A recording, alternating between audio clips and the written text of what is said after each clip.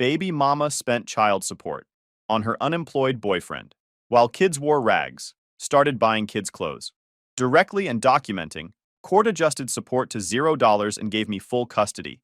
And now she is fuming, saying I destroyed her life because Mr. Boyfriend left her. All right, Reddit, buckle up because this is going to be a wild ride. This whole situation started about 3 years ago and just reached its conclusion last month. My ex tried to play the system, got caught with her hand in the cookie jar, and is now facing the consequences of her own terrible decisions. Let me take you through this journey from the beginning. I'm Trevor, 32, and I live in Arizona. Been at the same place for 6 years, solid income, benefits, the whole package. Nothing flashy, but stable. Got my own place, a decent used Honda that runs like a dream, and a routine that works for me.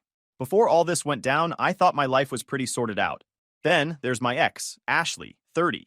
We dated for about 2 years starting back in 2018. Met her at a friend's cookout. Seemed nice enough at first. She worked part-time at a salon doing nails, lived with her sister, nothing wrong with that. We had fun together, went to concerts, did normal couple stuff.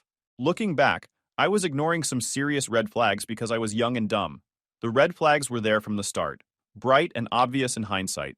She was always mysteriously short on rent even though she had no real expenses. Her sister basically covered everything, including groceries and utilities, so where was her salon money actually going? Never got a straight answer about that. She'd make plans and then bail last minute with vague excuses about feeling tired or having to help a friend with something urgent that she could never quite explain in detail. Her phone was basically glued to her hand, but she'd flip it over whenever I walked by, sometimes mid-conversation with me. She'd claim it was just work stuff or her sister texting, but the way she'd guard that screen was suspicious as hell. Classic stuff that I brushed off like an idiot because I was 27 and thought being in a relationship meant ignoring obvious problems. We broke up in late 2019 because I caught her texting her ex. Nothing super explicit, but enough that it made me uncomfortable. The usual, I miss you, and remember when we used to type messages. When I confronted her about it, she hit me with the classic manipulation playbook. I was being controlling, she was just being friendly, her ex was going through a tough time and needed someone to talk to. Whatever. I ended it right there. About a month after we broke up, she calls me crying, saying she's pregnant. I'm thinking great. Just great. But hey, I'm not the type to run from my responsibilities. I got a paternity test done the second my daughter Lily was born in 2020, confirmed she was mine, and stepped up. Started paying child support immediately, didn't even wait for the court to order it. Then 14 months later, boom, another pregnancy. Another daughter, Emma. Got another paternity test. Also mine. At this point, I'm paying child support for both kids, seeing them every other weekend and Wednesday nights. Standard custody arrangement. I thought everything was working as well as it could given the circumstances. Here's where things get interesting. The child support I was paying wasn't a joke. Between both kids, I was sending Ashley almost $2,000 a month. In Arizona, with my income, that was the fair calculation. I didn't fight it, didn't try to dodge it, set up automatic payments through the state system, never missed a single one. That money was supposed to be for my daughters. Food, clothes, diapers, school supplies, everything they needed. For the first year or so, things seemed okay. The kids looked fine when I picked them up. They had toys, decent clothes, seemed happy. Ashley's sister was still in the picture helping out, so I figured between the child support and her sister's support, my daughters were being taken care of properly.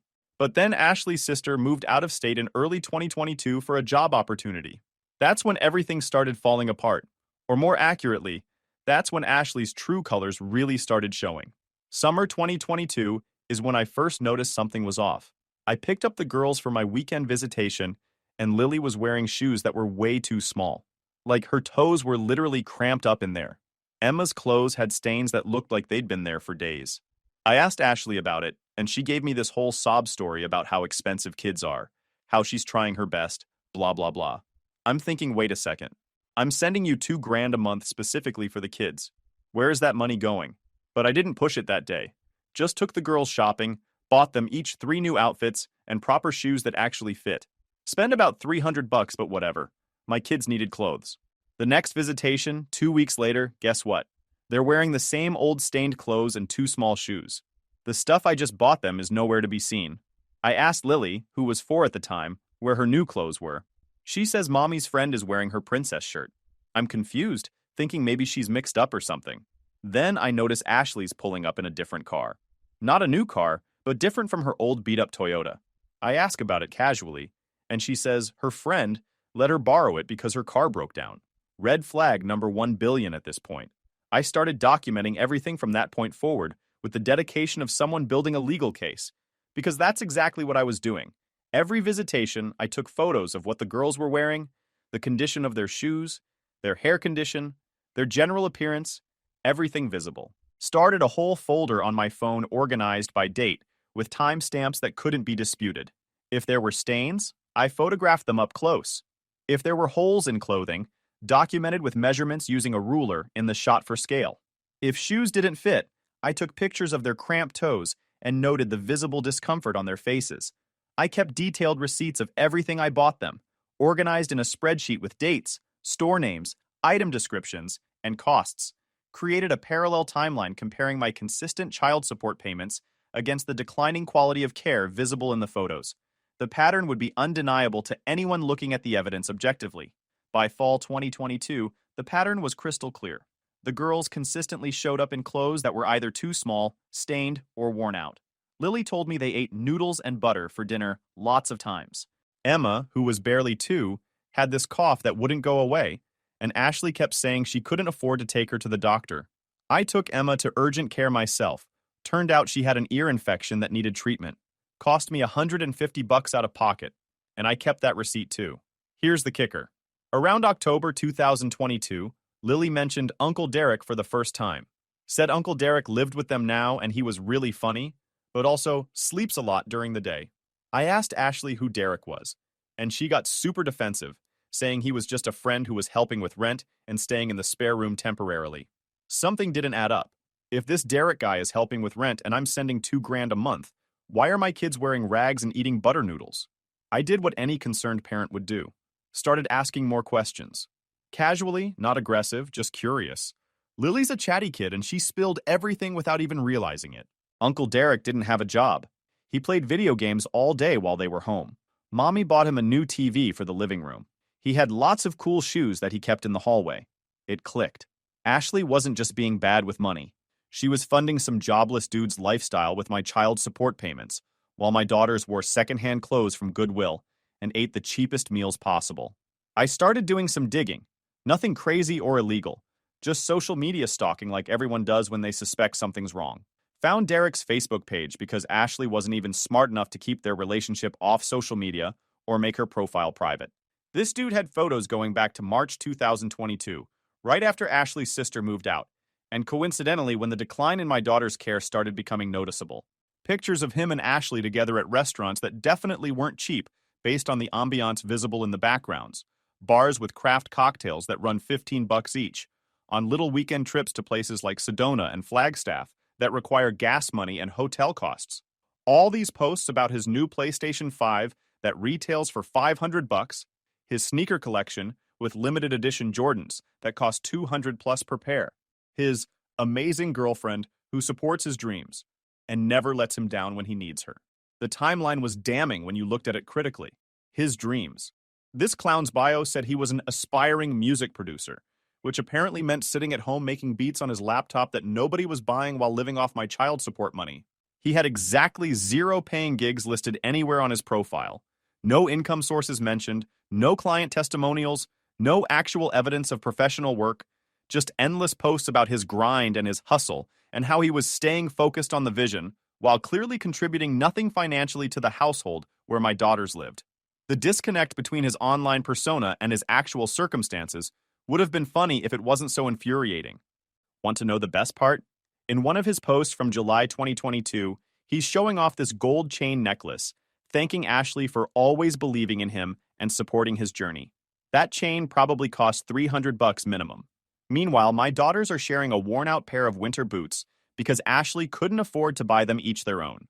I documented every single post, screenshot everything with dates visible. Dude had photos of fancy dinners, new clothes, electronics, all kinds of stuff that definitely didn't come from his non-existent income. The timeline matched up perfectly with when my daughters started looking neglected. November 2022, I reached my breaking point. Picked up the girls and Emma was wearing a diaper that was so full it was literally sagging off her body. It had clearly been on her for way too long. Lily had a cold, and Ashley sent her with no medicine, no tissues, nothing. When I asked about it, Ashley said she forgot to grab supplies. But could I spot her some money for medicine? I lost it. Not yelling, not aggressive, just stone cold done with her nonsense. I told her I wasn't giving her a single extra penny beyond the court-ordered child support that I already pay on time every month. If she couldn't afford children's medicine, maybe she should reconsider her spending priorities. She got all offended and started going off about what a terrible father I was, how I didn't understand how hard it was to be a single mom, the usual guilt trip routine. I responded with one sentence. I send you $24,000 a year specifically for these kids. Where is that money going? She couldn't answer, just stammered something about bills and expenses and how I wouldn't understand. Then she practically shoved the girls at me and drove off in that borrowed car. That night, I contacted a family lawyer, found a good one through a friend's recommendation, paid the consultation fee, and laid out everything I had.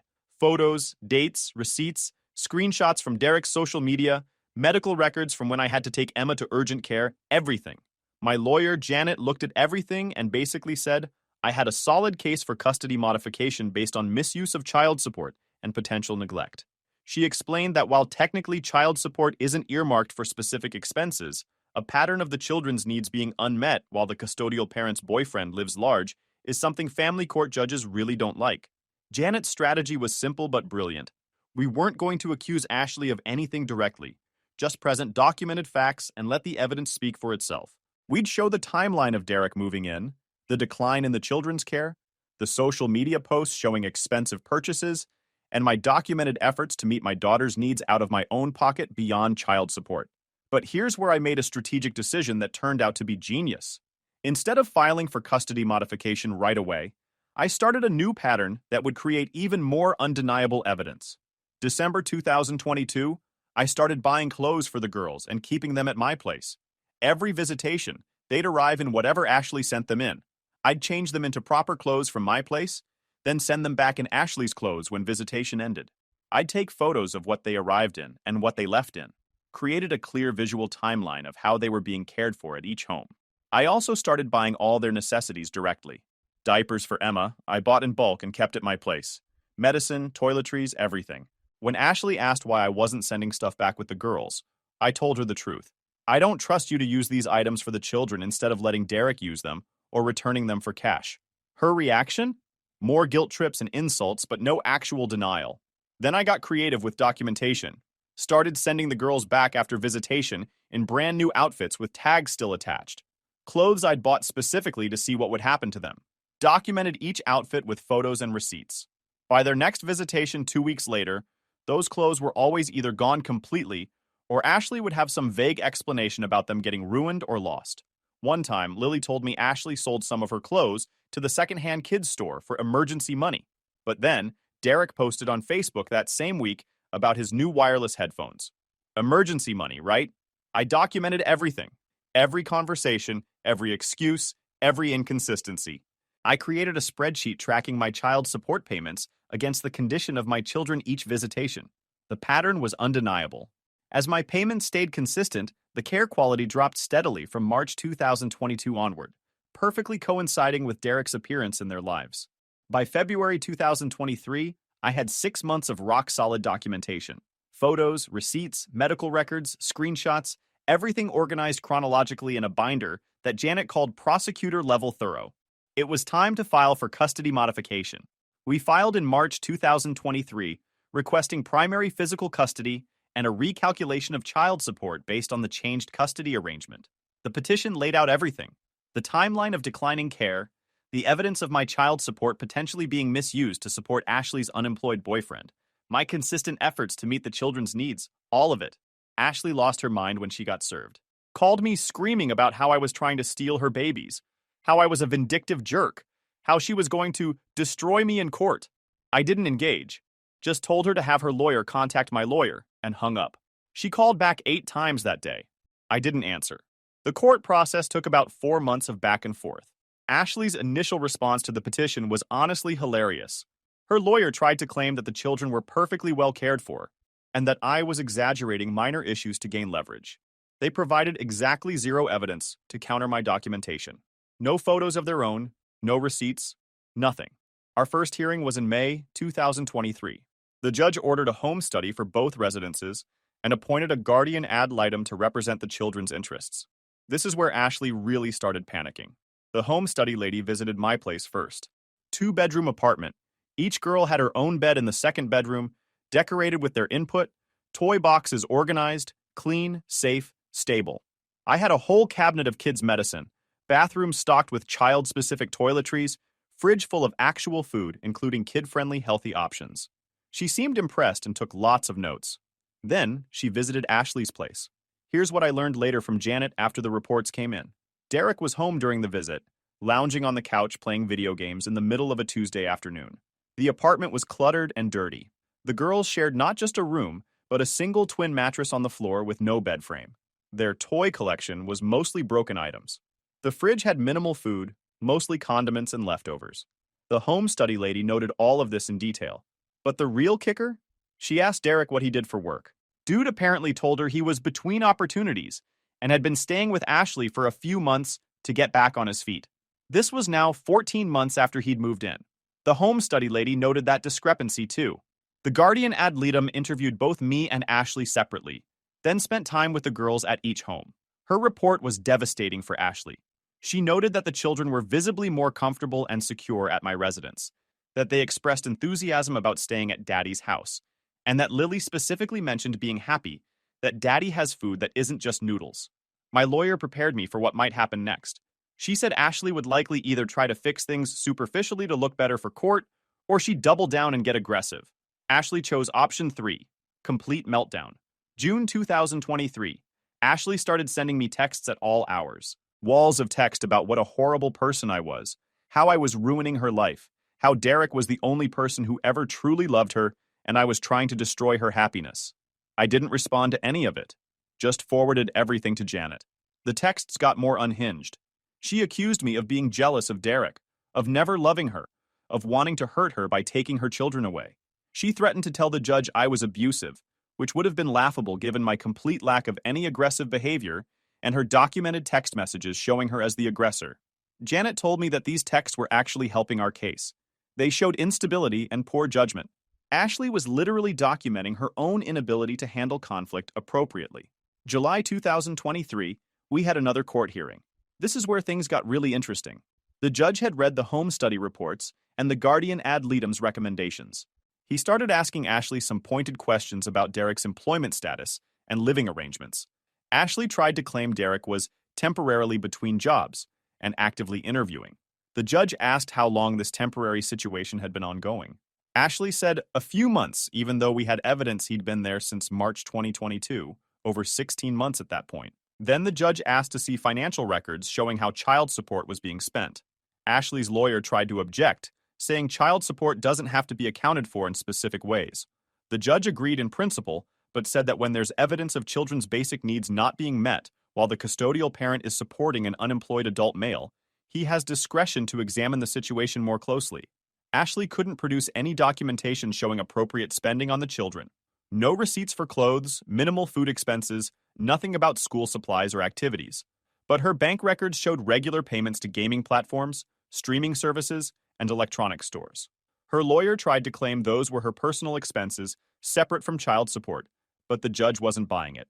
He asked point blank, "Miss Ashley, can you explain why your children arrived at multiple visitations in ill-fitting and stained clothing, while your boyfriend posted photos of expensive purchases online during the same time period?"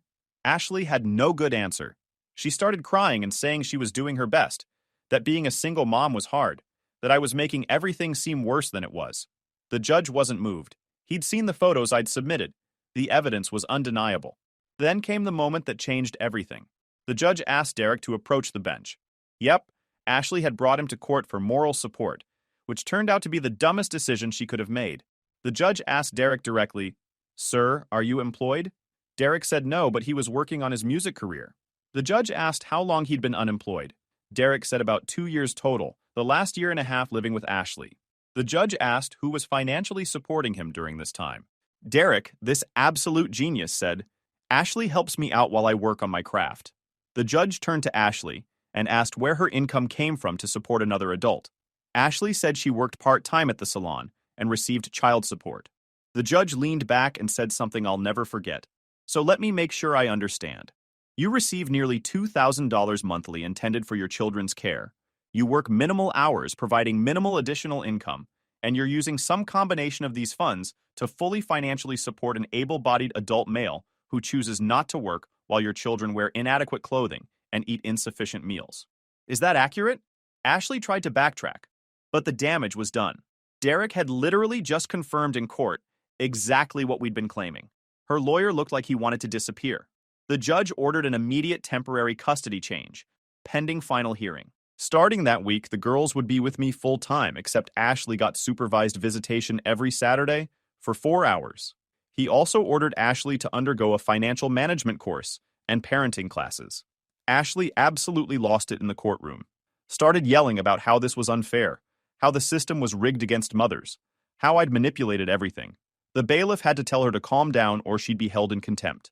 Derek tried to comfort her, and the judge told him to sit down and be quiet. We walked out of that courthouse, and I felt this weird mix of relief and sadness. Relief that my daughters would be properly cared for. Sadness that it had come to this. But mostly determination to give my girls the stable life they deserved.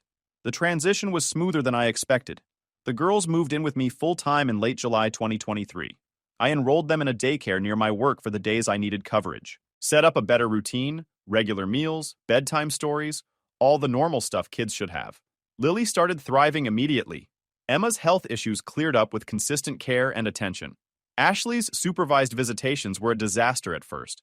She'd show up late, spend the whole time crying and complaining about how unfair everything was, instead of engaging with the girls. The supervisor noted all of this in reports. After about a month, she started actually spending time with the girls properly, but the damage was done in terms of the court's perception. The final custody hearing was in October 2023. By this point, the girls had been with me full-time for 3 months and were clearly doing better. Better weight, better mood, better development. Janet had updated documentation showing all of this, including reports from their pediatrician noting significant improvement in their overall health and well-being. The judge reviewed everything and made his ruling. I was awarded primary physical custody with Ashley getting standard visitation every other weekend and 1 evening per week. No more supervision required, but she had to complete her court-ordered courses first before unsupervised visitation could resume. Then came the child support modification. Janet had argued that since I now had the children full-time and Ashley's income remained minimal, the support should be recalculated. Based on Arizona guidelines, with the new custody arrangement and her income level, the calculation came out to about $400 per month that Ashley should pay me. But here's where my lawyer earned every penny I paid her. She argued that given Ashley's demonstrated inability to manage finances appropriately and her history of misusing support funds, the court should consider reducing her obligation to zero and instead requiring her to provide specific items directly to the children. Things like contribute to their school expenses, buy clothes a certain number of times per year, stuff like that. The judge agreed. He set Ashley's child support obligation at $0 per month, but ordered her to contribute $250 monthly to a college savings account that I controlled, plus purchase school clothes twice a year with receipts to be provided to the court. If she failed to meet these obligations, regular child support would be reinstated and garnished from her wages. Ashley looked like she'd been slapped. I could tell she was furious, but trying to hold it together in court. Her lawyer tried to object, but the judge had made up his mind. The ruling was final. As we left the courthouse, Ashley caught up to me in the parking lot. I thought she might try to have an actual conversation, maybe apologize or something. Nope. She started screaming about how I'd destroyed her life, how I'd turned her children against her, how I was going to regret this. I stayed calm, told her the girls would always need their mother, and I hoped she'd use this as an opportunity to get her life together. She called me a few choice names and stormed off. That was October 2023. For the next few months, things were quiet. Ashley completed her court-ordered classes, started getting regular visitation with the girls. Seemed like maybe she was actually going to turn things around. The girls would come back from her place and mention that Uncle Derek wasn't there anymore, that Mommy's apartment was cleaner, that they got to do fun stuff sometimes. I was cautiously optimistic. Maybe losing custody was the wake-up call she needed. Maybe she'd realized that prioritizing some unemployed boyfriend over her children's well-being was a terrible choice. Maybe things would actually improve. Then March 2024 happened. About 5 months after the final custody ruling, I got a text from Ashley at like midnight on a random Tuesday. It was one of those novels that people send when they're having a breakdown. The summary: Derek left her. Apparently, once she didn't have my child support money funding his lifestyle anymore, and once she actually had to work more hours to support herself, Derek decided she wasn't supportive enough of his dreams anymore. He moved out in February, moved in with another woman he'd met online, some single mom in a different state who probably has no idea what she's in for. Ashley was devastated. The text went on and on about how she'd sacrificed everything for Derek, how she'd supported him when no one else believed in him, how he'd promised they'd build a life together. Zero mention of how she'd sacrificed her children's well-being for this dude. Zero self-awareness about the fact that she'd funded his life with money meant for her daughters. The texts kept coming over the next few days. She started blaming me for Derek leaving, said that if I hadn't stolen her kids and her money, she could have continued supporting Derek, and he wouldn't have left. The mental gymnastics were Olympic level. Somehow this was all my fault. Then she started trying to guilt trip me about the custody arrangement. Said the girls were too young to be away from their mother full time. Said I was damaging them by keeping them from her. Conveniently forgot that she sees them every other weekend and once a week, and that this arrangement exists because of her own choices. She wanted me to go back to court to reverse the custody arrangement. Said she'd changed, that she'd learned her lesson, that she deserved another chance. When I didn't immediately agree, she lost it again. More texts about how I was vindictive and cruel, how I was using the kids as weapons, all the usual manipulation tactics. I didn't respond to most of it. The few times I did respond, I kept it simple and factual. The custody arrangement was decided by a judge based on evidence. If she wants to modify it, she's welcome to file with the court. I'm not agreeing to any informal changes. Everything goes through legal channels. This made her even more angry. She started telling people in her life, mutual acquaintances, friends from back when we dated, that I'd ruined her life, that I'd turned her kids against her, destroyed her relationship, and left her with nothing. Some of these people reached out to me personally asking for my side. I didn't engage much. I'd give them the basic facts if they asked directly. She spent child support on her boyfriend instead of the kids. I documented it. Court gave me custody. Now she's mad about the consequences. Most people who heard the full story were on my side. A few thought I should be the bigger person and help her out anyway. Those people got removed from my social circle pretty quick. Ashley's calls and texts continued throughout April and May 2024. She alternated between blaming me, begging for sympathy, and trying to make deals. She'd suggest arrangements where I'd keep the girls but start sending her money again to help her get back on her feet. She'd promised to spend it responsibly this time. I declined every single time.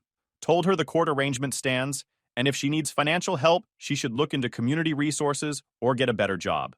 She didn't like that answer. In June 2024, she tried a different approach.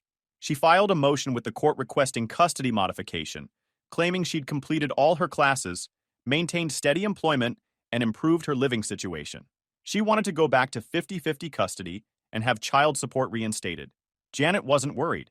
We opposed the motion with updated documentation showing the girls were thriving in their current environment, that Ashley had only been stable for about 7 months since Derek left, and that disrupting the children's routine wasn't in their best interest.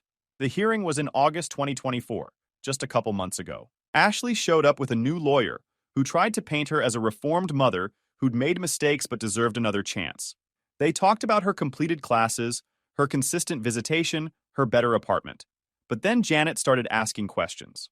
She asked Ashley directly if she'd started a college savings account and made the monthly contributions as ordered. Ashley admitted she'd only made 2 deposits total, missing the other 10 months of required contributions. Strike 1. Janet asked about the required school clothes purchases. Ashley had receipts for 1 shopping trip, but couldn't provide evidence of the second required purchase. Strike 2. Then Janet asked the big question. Ms. Ashley, can you explain why you believe you're ready for increased custody when you failed to meet the existing financial obligations the court set specifically to demonstrate responsibility? Ashley didn't have a good answer. She tried to explain that money was tight, that she was doing her best, that the obligations were unfair. The judge pointed out that she'd been ordered to contribute $500 total to the college fund over 10 months, and had only contributed $200. He asked where her income was going if she couldn't meet this minimal obligation. Ashley got defensive, started saying she had bills and expenses, that I made way more money than her, so I should be responsible for everything. The judge wasn't having it. He noted that she'd managed to find money to support an unemployed boyfriend for a year and a half, but couldn't contribute $50 a month to her children's future education.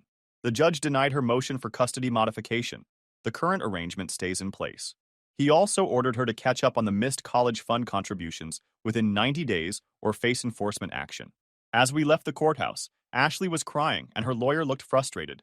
Since that hearing, Ashley's been on a rampage. She's posted vague things on social media about corrupt family courts and fathers who weaponize money. She's told anyone who will listen that I've destroyed her life. Some of her friends have sent me nasty messages calling me controlling and vindictive. I don't care. My daughters are healthy, happy, and thriving. Lily's in kindergarten and doing great. Emma's in a good daycare and hitting all her developmental milestones. They have consistent routines, proper nutrition, clean clothes that fit, and a stable home environment. They see their mother regularly, and I never speak badly about her in front of them. When they're old enough, they'll form their own opinions based on her actions. For now, I'm focused on giving them the childhood they deserve. Ashley's life fell apart because of her own choices. She chose to prioritize a deadbeat boyfriend over her children's well-being. She chose to misuse money meant for her daughters. She chose to let my kids wear rags while funding someone else's lifestyle. Those were her decisions, and she's facing the natural consequences. The fact that Derek left her once the money dried up just proves he was using her the whole time. Any decent person could have seen that coming except Ashley, apparently. She thought she'd found true love with some unemployed music producer who contributed nothing and took everything. Now she's alone, working more hours than she ever had to before, facing court-ordered financial obligations she can't seem to meet, and only seeing her daughters a few days a month. That's not me destroying her life. That's her life being destroyed by her own terrible judgment. Do I feel bad for her? Maybe a little. She's still the mother of my children, and part of me wishes she'd get her act together for their sake. But I don't regret any of my actions. I documented the truth, presented it to the court, and let the system work as intended. I protected my daughters from neglect and misappropriation of resources meant for their care. The lesson here is pretty simple. If you're receiving money specifically meant for your children's care, spend it on your children. Don't fund some unemployed boyfriend's lifestyle and expect no consequences.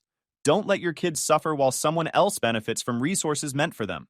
And definitely don't be surprised when the other parent documents everything and takes you to court. Ashley thought she could have her cake and eat it too. She thought she could keep collecting child support while barely meeting her children's needs, and nobody would notice or care. She was wrong. She gambled with her custody arrangement and lost.